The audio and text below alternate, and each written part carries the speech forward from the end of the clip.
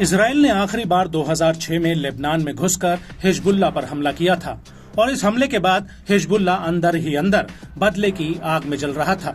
लेकिन 7 अक्टूबर 2023 को जब हमास ने इजराइल पर हमला किया तो हिजबुल्लाह को अपना बदला चुकता करने का एक ऐसा मौका मिल गया जिसका वो सालों से इंतजार कर रहा था। और अब हिजबुल्लाह लगातार उत्तरी इजराइल पर हमले कर रहा है।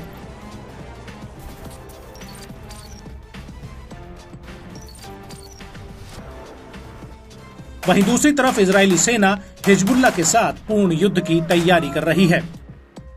लेकिन सवाल ये उठता है कि अगर दोनों के बीच युद्ध हुआ तो कौन ज्यादा ताकतवर निकलेगा? इसका जवाब जानने के लिए आपको हमारी ये पूरी रिपोर्ट देखनी होगी, जिसमें हम आपको हिजबुल्लाह तब क्या था और हिजबुल्लाह अब क्या है, ये सब कुछ बताएंगे।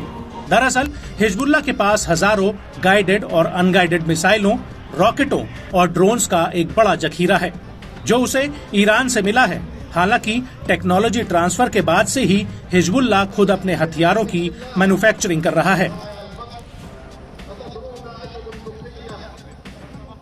हिजबुल्लाह के पास 1,30,000 से 1.5 लाख के बीच रॉकेट्स और मिसाइलें हैं, जो हमास से करीब 4 गुना ज्यादा हैं। हिजबुल्लाह के पास 1 लाख से ज्यादा सैनिक हैं, जो हमास की फोर्स से 2 गुने हैं। हिजबुल्लाह के पास जो हथियार हैं, अधिकतर लोअर ग्रेड अनगाइडेड गोला बारूद, जो इजराइल के एयर डिफेंस सिस्टम के लिए बड़ा खतरा है।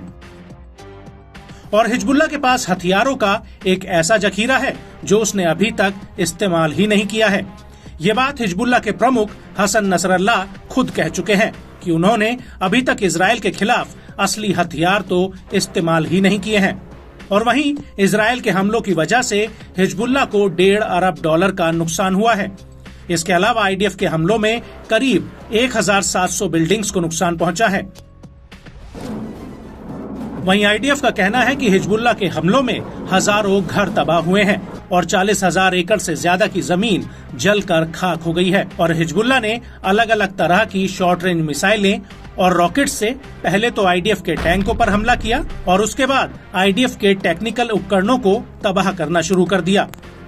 हिजबुल्लाह ने इन हमलों में मुख्य रूप से इन हथियारों का इस्तेमाल किया है। बुरकन रॉकेट्स, जिसकी रेंज 9 किलोमीटर है, अल्मास रॉकेट, जिसकी रेंज करीब 16 किलोमीटर है, वहीं कत्यूशा रॉकेट, जिसकी रेंज 25 किलोमीटर तक जाती है, फतेह मिसाइल 110, जिसकी रेंज करीब 300 किलोमीटर है, वहीं फलक रॉकेट की रेंज 11 किलोमीटर तक है, सैयद मिसाइल की रेंज 99 किलोमीटर है, वहीं राड रॉकेट की रेंज 37 से 43 किलोमीटर तक है। वहीं अब बात करते हैं हिजबुल्लाह की ड्रोन ताकत की। तो हिजबुल्लाह के पास अबाबिल ड्रोन है, जिसकी रेंज करीब 119 किलोमीटर तक है।